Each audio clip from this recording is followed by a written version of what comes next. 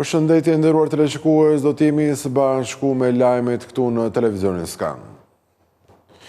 Administrata tatimore ka rkëtuar 392 milion euro të ardhura në muajin shtator të këtij viti me një rritje prej 53 milion euro në raport me shtatorin e vitit 2024 dhe planifikimi i bërë më herët.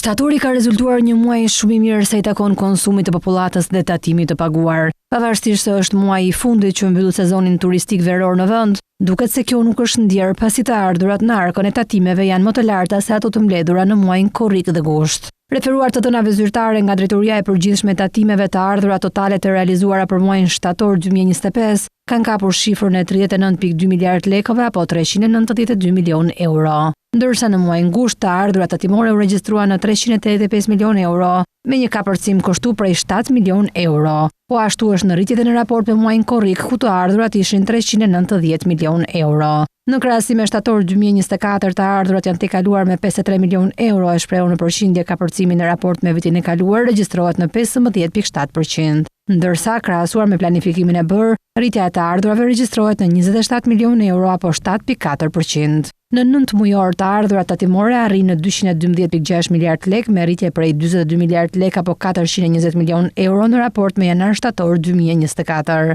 Të ardhurat tatimore përfshin të ardhurat nga TVSH neto në vend, tatimin mbi fitimin, tatimin mbi të ardhurat personale, taksat nacionale, të cilat kanë pasur performancë pozitive për gjatë gjithë vitit. Faktorët kryesor të rritjes së të ardhurave lidhen me rritjen ekonomike, aktivitetin më të lartë të biznesit e konsumin e shtuar, çka është reflektuar në TVSH-n e brendshme dhe tatimin mbi fitimin. Peshën kryesore në rritje kanë mbajtur të ardhurat e gjeneruara nga tatimi mbi vlerën e shtuar, çka tregon dhe konsumin në rritje në popullat. Ndërsa shtatori përveç turizmit është edhe muaji kur fillon viti i ri shkollor për nxënësit e arsimit parauniversitar, çka nxit edhe blerje të shtuara. Turizmi po ashtu ka rritur të ardhurat nga shërbimet, TVSH dhe akciza. Tatimi mbi të ardhurat personale është një tjetër zë me peshë të konsiderueshme në të ardhurat tatimore, i cili reflekton pagat e rritura të administratës dhe të sektorit privat, si dhe efektet pozitive që ka dhënë reforma anti-informalitet në këtë drejtim. Fushata për faturimin elektronik dhe kontrollet e shumta në terren duket se ka dhënë kontribut në formalizim dhe rritjen e të hyrave tatimore. Po ashtu deklarimi dhe pagesa e detyrimit të divas nga të punësuarit në vend duket se kanë ndikuar në këtë performancë. Të ardhurat nga fondet speciale, sigurimet shoqërore dhe shëndetësore të mbledhura nga administrata tatimore kanë njohur një rritje të konsiderueshme muaj pas muaji, të cilat gjithashtu reflektojnë reformën e rritjes së pagave dhe ato kundër nëndeklarimit të tyre. Tatimi mbi fitimin dhe taksat nacionale gjithashtu kanë pasur performancë pozitive në buxhetin e shtetit, ndërkohë që përdorimi i teknologjisë dhe analizës së riskut duket se ka përmirësuar ndjeshëm administrimin e të ardhurave. Qytetarët e Tiranës dhe Vlorës po kursejnë më pak sipas dhënave të publikuara së fundmi nga Banka e Shqipërisë. Depozitat në kryeqytet kanë pësuar një rënje me 0.5% për gjatë 3 muajit të dytë të këtij viti.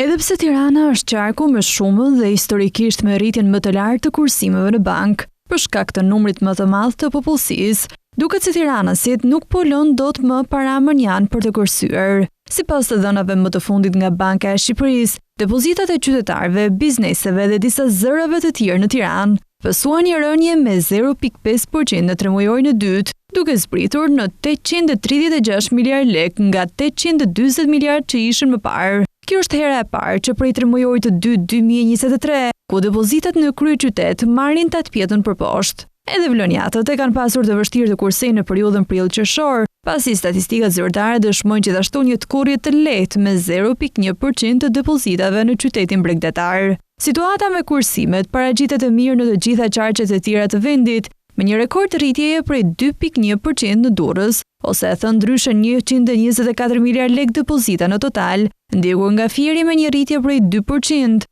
Kështu Durrësakët dhe Fierakët janë treguar më pak dorëlëshuar për sa i përket shpenzimeve dhe më shumë kursimtar në tremujorin e dytë. E shpjeguar me fjalë të tjera, megjithëse Tirana ka vlerën më të lartë të depozitave, ajo bashkë me Vlorën rezulton me rënje në termat e ritmit të rritjes, ndërsa qarqet e tjera po mbushin gjithnjë më tepër arkën e kursimeve. Por a e dini se cili prej qarqeve preferon të kursej më tepër në lek dhe cili në monedhë të huaj? Në Tiranë, Durrës, Vlorë dhe Lezhë, depozitat në monedhë të huaj të i kalojnë ato në monedhë kombëtare, ndërsa në zonat e tjera më të vogla të vendit vijon të mbizotrojë leku. kështu Elbasani, Shkodra, Fieri, Korça dhe të tjera i kanë qëndruar besnik monedhës tonë. Përveç se në Lezhë, Vlorë, Shkodër dhe Tiranë, ku kursimet në valutë kanë qenë pak në rënje, në të gjitha qarqet e tjera rezultojnë me rritje. Sektori jo bankar ka vjuar që të zgjerojë më tepër aktivitetin e tij përgjatë gjysmës së parë të këtij viti. Të dhënat më të fundit publikuara nga Banka e Shqipërisë tregojnë një rritje të peshës së tij në sistemin financiar bankar të vendit tonë. Përveç bankave, të cilat kanë pasur një performancë pozitive në gjysmën e parë të këtij viti, edhe sektori jo bankar, i cili përbëhet nga institucionet financiare jo banka, shoqëritë e sigurimit, ato të kursim kreditit, fondet e pensionit dhe të investimit, ka regjistruar rritje të aktivitetit. Tregu i sigurimeve dhe investimeve janë ato që kanë pasur rritjen më të madhe të aktivitetit. Megjithatë, aktualisht sektori jo bankar vijon të dominohet nga institucionet financiare jo banka, me 39 të tilla. Rreth 29% e institucioneve financiare jo banka ushtrojnë aktivitet kreditues, ndjekur nga shërbimet për ofrimin e garancive dhe marrjen e angazhimeve me 19%, qiraja financiare me 11%, ndërsa pagesat, transferta dhe shërbimet e këmbimit valutor me nga 8%. Sipas raportit të stabilitetit financiar të Bankës së Shqipërisë, totali i aktiveve të institucioneve financiare jo banka që japin kredi ushtua me rreth 2 miliard lek, duke u ngjitur në nivelin 77 miliard lek. Por cilët kanë qenë sektorët më të mbështetur prej tyre? Sektori i ndërtimit, aktiviteteve të pasurive të paluajtshme dhe tregtisë me shumicë dhe pakicë janë sektorët më të financuar me rreth 14%, 13 dhe 12% të totalit të stokut të kredisë për bizneset, ndjekur nga aktivitetet të tjera shërbimi me 11% të kredisë. Peshën kryesore të kredisë zën individët me rreth 61% të totalit dhe pjesa e mbetur i takon bizneseve. Sektori jo bankar ka rritur peshën ndaj totalit të aktiveve të sistemit financiar në nivelin 11% dhe peshën ndaj prodhimit të brendshëm bruto të vendit në nivelin 10%. Pavarësisht kësaj, bankat vijojnë të mbizotrojnë sistemin financiar me gati 89% të totalit të aktiveve, ndjekur nga institucionet financiare jo banka me vetëm 4%. Në 6 muajin e parë, pesha e aktiveve të sistemit financiar ndaj prodhimit të brendshëm bruto u rrit me 2 pikë përqindje në nivelin 95%. Kosova dhe Serbia janë dy shtetet kryesore që importojnë masivisht prodhime të tokës shqiptare, ndërkohë që në listë janë edhe shtetet e tjera. Në 9 muaj të këtij viti janë mbi 361.000 ton produkte bujqësore të eksportuara. Produktet shqiptare kanë një hartë të gjerë të tregjeve botërore ku mund të gjenden, por kjo është në varësi të kërkesës specifike të secilit shtet, por edhe të standardeve të përcaktuara dhe që duhen plotësuar. Produktet më të eksportuara të tokës shqiptare për vitin 2025 janë bostanorët, domatet, ranguj, zerzavate dhe kërpudha, por cilat janë shtetet kryesore që kanë kërkesë të lartë për këto prodhime.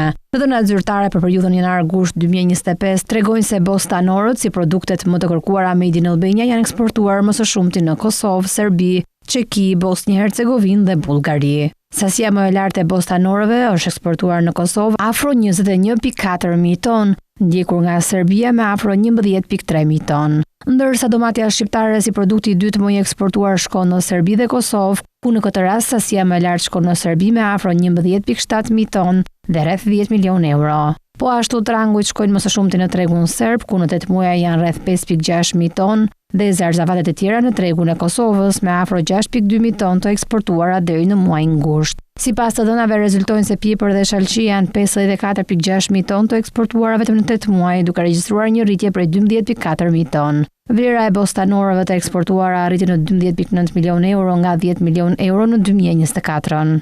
Ndërsa janë eksportuar 18.000 ton domate me vlerë 11.3 milion euro. Sasia e produkteve të prodhuara në tokën shqiptare që kanë shkuar në tregjet botërore ka arritur në 361.994 ton deri në muajin gusht 2025. Krahasuar me periudhën janar-gusht të vitit të kaluar, volumi i eksporteve është rritur me 9.1%. Objektivi ambicioz i qeverisë është që përmes instrumenteve të mbështetjes, siç është skema kombëtare, skema e investimeve, garancia sovrane apo linja e kredisë së butë, deri në vitin 2030, vlera e eksporteve të produkteve bujqësore të arrijë në 1 miliard euro. Mobile do të jetë shoqëria shtetërore që do të ofrojë shërbimin e transportit publik rrugor të udhëtarëve, duke përfshirë këtu edhe linja drejt destinacioneve turistike. Vendimi është marrë në mbledhjen e fundit të Këshillit të Ministrave. Këshilli i Ministrave vendosi krijimin e shoqërisë aksionare Mobile SA, e cila do të ofrojë shërbim transporti publik rrugor të udhëtarëve, duke përfshirë edhe linja drejt destinacioneve turistike. Mësohet se shoqëria Mobile ka një kapital fillestar prej 10 milion lekësh dhe pronësi 100% shtetërore dhe do të jetë nën administrimin e Ministrisë së Infrastrukturës dhe Energjisë. Krahas aktiviteteve të mësipërme, shoqëria e re do të ofrojë edhe shërbimin e transportit të nxënësve dhe punonjësve arsimor që pritet të nisë në shtator të 2026-s. Më tej, Mobile do të përfshihet edhe tek sistemet e karikimit për mjetet elektrike dhe biletimin elektronik. Ndërkaq shoqëria e re do të ketë edhe kompetenca të tjera përfshirë organizimin, licencimin dhe monitorimin e shërbimeve të transportit publik, sipas legjislacionit në fuqi. Gjithashtu do të zhvillojë dhe menaxhojë sisteme digjitale dhe aplikacione për mbikëqyrjen në informimin në kohë reale mbi shërbimet e transportit. Në vendim theksohet se Mobile mund të ofrojë shërbime të tjera shtesë për subjektet publike dhe private në përputhje me qëllimin e krijimit, fushën e veprimtarisë dhe statutin e saj. Zëvendës Ministra e Infrastrukturës dhe Energjisë Enkeleda Muçaj u shpreh se rehabilitimi dhe elektrifikimi i kurudhës së Durrës-Rogozhin pritet që të përfundojë në fund të vitit 2028. Deklarata u bë në Komisionin Parlamentar të Ligjeve ditën e djeshme. Rehabilitimi dhe elektrifikimi i hekurudhës Durrës-Rogozhin pritet të përfundojë në vitin 2028. Afatet janë bërë me dije nga zëvendës Ministri e Infrastrukturës dhe Energjisë Enkeleda Muçaj gjatë diskutimeve të marrëveshjes së grantit 60.5 milion euro nga Bashkimi Evropian për këtë projekt hekurudhor. Afatet e zbatimit projektit të cilët përfundojnë në vitin 2028 të ndarë dhe të listuara në mënyrë veçantë si punimet kryesore, punimet elektrifikimi dhe menaxhimi i projektit, pra brenda vitit 2028 ne mendojmë që të kemi zbatim të plotë të këtij projekti. Përcaktoni mbështetja për korridorin 8 që do të lidh pikërisht Italinë me bregun lindor të themi të Bullgarisë dhe pikërisht me detin e Zi dhe të përfshirjes Shqipërisë pra në atë që quhet zhvillimi i infrastrukturës multimodale në vend për një nga rrjetet, ato e korridori i cili ndërkohë vetvete do të mund të sjellë një seri elementesh pozitiv dhe në mënyrë të qartë pikërisht një mundësi për transportin e mallrave dhe të pasagerëve. Granti shoqërohet me një kredi prej 30 milion euro nga Banka Evropiane e Investimeve, që do ndihmojnë në modernizimin e linjës hekurudhore prej 34 kilometra, ndërkohë që për realizimin e plotë të projektit do akordohet dhe një kredi me vlerë 30 milion euro nga Banka Evropiane për ndërtim dhe zhvillim, si pjesë integrale e paketës së financimit prej 120.5 milion euro. Për këtë, në mbledhjen e fundit të qeverisë, u miratua projekt ligji për miratimin e marrëveshjes së Huas, që gjithashtu do duhet të miratohet nga Kuvendi. Linja do elektrifikohet dhe do parafrohet me standardet e Bashkimit Evropian, duke mundësuar udhëtime me tren me shpejtësi deri në 120 km/h. Përgjatë të 9 muajve të këtij viti në portin detar të Sarandës kanë hyrë dhe dalë rreth 686.400 pasagjerë, 23% më shumë se e njëjta periudhë e vitit 2024. Zëvendës kryeministra Belinda Balloku thekson se ky trend dëshmon se interesi për zonën e jugut të vendit mbetet ende i lartë. Porti i Sarandës, si porta jugore e turizmit në vend, ka vijuar të shënojë rritje të ndjeshme të fluksit të pasagjerëve edhe gjatë muajit shtator. Zëvendës kryeministre, njëherësh ministre e Infrastrukturës dhe Energjisë, Belinda Balloku bëri të ditur në rrjetet sociale shifrat e pasagjerëve gjatë muajit shtator, si dhe për periudhën 9 mujore të këtij viti. Sipas të dhënave, në portin e Sarandës kanë hyrë dhe kanë dalë 140.600 pasagjerë vetëm në muajin shtator, një rritje prej 29% krahasuar me shtatorin e vitit 2024, që regjistroi 108.824 pasagjerë në hyrje dhe dalje. Ndërsa gjatë periudhës së 9 mujore, në port kanë hyrë dhe kanë dalë 686.400 pasagjerë, 23% më shumë se njëjta periudhë e 2024-s, që regjistroi 557.880 pasagjerë. Sipas zëvendës kryeministres Balloku, ky trend dëshmon se interesi për zonën jugore mbetet i lartë edhe përtej sezonit veror, duke reflektuar një zgjerim të qëndrueshëm të sektorit të turizmit. Porti i Sarandës u shërben jo vetëm qytetit, por gjithë rivjerës jugore, duke qenë një pikë kyçe lidhëse për vizitorët vendas dhe të huaj. Porti detar i Sarandës po konsolidohet si një nga pikat më të rëndësishme hyrëse për turizmin në jug të Shqipërisë. Me rritjen e vazhdueshme të fluksit turistik, Saranda po afirmohet si një nga destinacionet më të preferuara për pushime verore. jo vetëm për vizitorët vendas, por edhe për mijëra turistë të huaj që zgjedhin Rivierën shqiptare për bukuritë natyrore. Kryeministri i vendit Edi Rama nga Kopenhageni foli për integrimin e Shqipërisë në Bashkimin Evropian, duke thënë se po ecën me ritme shumë të shpejta. Kreu i qeverisë u përgjigje dhe interesit të mediave ndërkombëtare për ministren Djella. Teksa merr pjesë në samitin e përbashkët të Komunitetit Politiko-Europian, Kryeministri Edi Rama ju përgjigj interesit të gazetarëve ndërkombëtar për procesin e integrimit të Shqipërisë në Bashkimin Evropian. Kreu i qeverisë tha se Shqipëria ka bërë përparim në shumë fusha, ndërsa Europa duhet të mësojë nga Shqipëria. Ne nuk po presim, ne po vrapojmë shumë shpejt. Do të jemi gati shumë shpejt dhe ju takon të mëdhenjve në sallë që të mos presin më, por të na përqafojnë e të na mirëpresin sepse do të jemi një vlerë shumë e madhe shtuar për Bashkimin Evropian. Objekt sulmi kibernetik, por sot kemi një nga mbrojtjet më të forta kibernetike në Europë. Shumë mësime. Për të vepruar si një etër dhe për të arritur një konvergjencë e gjithçka që ka të bëjë me sigurinë e sigurimin, që në fakt nuk është rasti deri tani, ka shumë me CEJAK kur vjen fjala për informacione dhe të dhëna dhe ajo çfarë është më e rëndësishme, jo vetëm që të përforcohet aspekti ushtarak, por edhe që të ketë një plan paqeje europian. Rama ju përgjigj edhe interesit për veprimtarinë e ministres virtuale, duke thënë se kritikat janë gjë e mirë, por deri më tani përdorimi i saj ka funksionuar më së miri. Kjo është diçka e re dhe si çdo risi i duhet të përballet edhe me kritika që është gjë e mirë. Kemi prova deri më tani që funksionon dhe funksionon shkëlqyer. Nisi si asistente virtuale për shërbimet publike për qytetarët dhe ka ndërvepruar me afro 1 milion persona dhe ka lëshuar 36.000 dokumente deri më tani me vulën digjitale, me cilat s'ka patur problem askush se nuk janë kundërshtuar. Së dyti,